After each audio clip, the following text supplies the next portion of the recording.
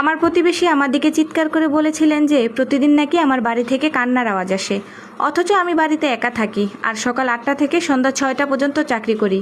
পরের দিন আমি বাড়ি থেকে বের হওয়ার নাটক করলাম, আসলে নিজের খাটের নিচে লুকিয়ে থাকলাম। একটু পরেই শুনলাম কে যেন এমনভাবে আমার ঘরে ঢুকলো যেন সে পুরো সংসারটা তার। ভয়ে চোখ বন্ধ করে আমি নিজের শ্বাস চেপে রাখলাম। আবার শোবার ঘরের দরজাটাও খুলে গেল। এরপর স্পিকার থেকে যে কণ্ঠস্বরটা ভেসে এলো তা শুনে আমি রক্তহীন হয়ে গেল। আমার নাম লায়লা সুলতানা, বয়স 39 বছর। আর এই বৃহস্পতিবারের আগ পর্যন্ত আমি বিশ্বাস করতাম যে মানুষ মারা গেলে আর কোনোদিন ফিরে আসে না।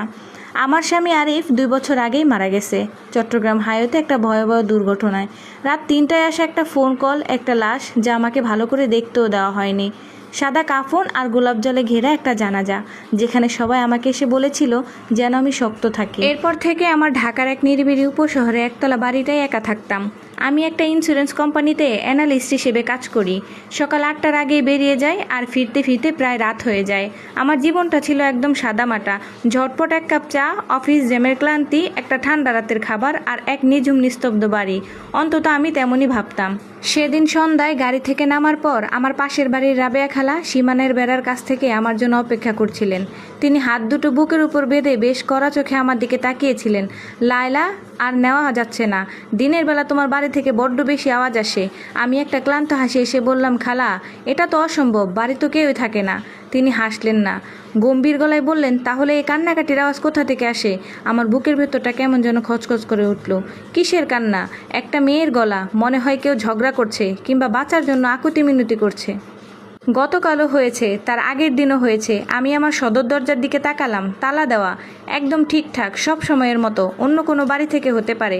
রাবেয়া খালা মাথা নাড়লেন। আমি কানে কম শুনি না, আওয়াজটা তোমার বাড়ি থেকেই আসছিল। আমি ঘরে ঢুকলাম, নিজেকে বোঝানোর চেষ্টা করলাম যে খালা হয়তো বাড়িয়ে বলছেন। আমি জানালাগুলো পরীক্ষা করলাম, পেছনের উঠোন, রান্নাঘর, মেহমানদের ঘরের আলমারি সব দেখলাম। এমনকি বাথরুমটাও বাদ দিলাম না, যেখানে এখনও আরিফের পুরনো রেজারটা রাখা আছে। ওটা ফেলে দেওয়ার মতো মন আমি কখনো করতে পারিনি। কোথাও কিচ্ছু নেই, কোনো টাকা পয়সা হারায়নি, জোর করে ঢোকার কোনো চিহ্নও নেই, অপরিচিত কোনো পায়ের ছাপও বা অদ্ভুত কোনো গন্ধ নেই। কিন্তু সেদিন রাতে আমার আর ঘুম এলো না। ঘরের বেজের সামান্যতম মচমচ শব্দেও আমার চোখ দুটো ছিটকে খুলে যাচ্ছিল। রাতে 2টোর দিকে মনে হলো করিডোরে কেউ যেন দীর্ঘশ্বাস ফেললো। আমি লাইট জ্বালালাম, কিচ্ছু নেই। ভোর 4টার দিকে যখন পানির মোটরটা কেঁপে উঠলো, আমি ভয়ে কেঁপে উঠলাম। আমি বিছানায় উঠে বসলাম, হাঁটু দুটো বুকের কাছে টেনে নিয়ে নাইট স্ট্যান্ডে রাখা আরিফের ছবির দিকে তাকিয়ে রইলাম। আমি বোধহয় পাগল হয়ে যাচ্ছি। নিজেই নিজে ফিসফিসিয়ে বললাম, কিন্তু ভোরে যখন চা বানাতে গেলাম এমন একটা জিনিস দেখলাম যা আগের রাতে যেখানে ছিল না।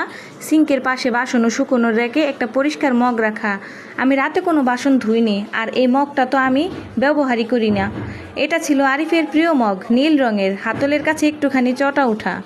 আমার হাত থেকে চামচটা পড়ে গেল। সেদিন আমি অফিসে গেলাম না, মানে যাওয়ার ভান করলাম। ঠিক সকাল 8টায় আমি আমার ব্যাগটা নিলাম, দরজায় তালা দিলাম, রাবেয়া খালাকে বরাবরের মতো হাত নেড়ে বিদায় জানিয়ে গাড়ি স্টার্ট করলাম। 2 বলক দূরে গিয়ে গাড়িটা থামালাম। তারপর পেছনের গলি দিয়ে হেঁটে আবার বাড়ির দিকে রওনা হলাম। হাতের মুঠোয় চাবিটা শক্ত করে ধরা, বুকের ভেতর হৃৎপিণ্ডটা যেন কামারের হাতুড়ের মতো পিচ্ছিল। আমি পেছনের বারান্দার দরজা দিয়ে একদম নিঃশব্দে ভেতরে ঢুকলাম। পুরো বাড়িটায় ফ্লোর ক্লিনারের সুবাস আর এক অদ্ভুত বিটে চাদরের মতো চড়িয়ে আছে। আমি সোজা আমার শোবার ঘরে চলে গেলাম। আমি জানি না আমি কী দেখার আশা করেছিলাম, কোনো চোর, কোনো ডাকাত, নাকি কোনো জিনের আসর, এমন কিছু যা অন্তত যুক্তি দিয়ে বা পুলিশ ডেকে মেটানো যায়। আমি খাটের নিচে হামাগুড়ি দিয়ে ঢুকে পড়লাম। কাঠের মেঝেটা ভীষণ ঠান্ডা ছিল।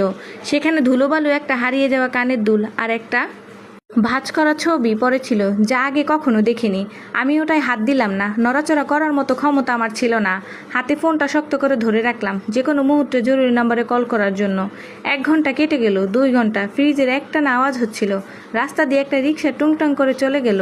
রাবেয়া খালা উকিঝুঁকি দিয়ে ওনার বারান্দা ঝাড়ু দিচ্ছিলেন। একটা কুকুর ক্লান্ত না হওয়া পর্যন্ত একটানে ঘেউ ঘেউ করে গেল। কোথাও কিচ্ছু নেই।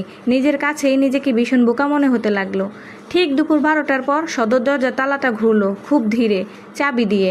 ভয়ে আমার মুখটা শুকিয়ে কাঠ হয়ে গেল। কে একজন ভেতরে ঢুকলো। তারা কোনো জোর জবরদস্তি করেনি, কোনো দ্বিধাও করেনি। দরজাটা আলতো করে আটকে দিয়ে তারা বাসার ঘরে দিয়ে এমন এক ভয়ঙ্কর আত্মবিশ্বাসের সাথে হেঁটে এলো যেন এই বাড়ির প্রতিটি আসবাবপত্র, প্রতিটি কোণ আর প্রতিটি নীরবতা তাদের চেনা। আমি শুনলাম রান্নাঘরের কেবিনে ক্যাবিনেট খোলার শব্দ হলো, তারপর পানির কল ছাড়ার আওয়াজ, কাচের গ্লাসের ঠুনঠুন শব্দ। তারা নিজেদের জন্য পানি ঢাললো। আমার হাত দুটো কাঁপতে শুরু করলো। পায়ের আওয়াজটা এবার করিডোর ধরিয়ে এগিয়ে আসতে লাগলো। হিলের খটখট শব্দ। একজন নারী, সে ঠিক শোবার ঘরের সামনে এসে থামলো। দরজাটা সামান্য একটু ক্যাচকচ শব্দ করে খুলে গেল। খাটের নিচ থেকে আমি প্রথমে তার কালো পাম্প ও জোড়া দেখতে পেলাম, তারপর ফর্মাল প্যান্টের নিচে অংশ। এরপর একটা লাল রঙের দামি হ্যান্ডব্যাগ এসে পড়লো সেই চেয়ারটার উপরে, যেখানে আরিফ তার ইস্ত্রি করা শার্টগুলো রাখতো। নারীটি একটা দীর্ঘশ্বাস ফেললো। তুমি আবার সব কিছু একদম আগের মতোই করে দিয়েছো, সেই মৃদুস্বরে বলল। আমার বুকের ভেতরটা দুমড়ে মুচড়ে গেল।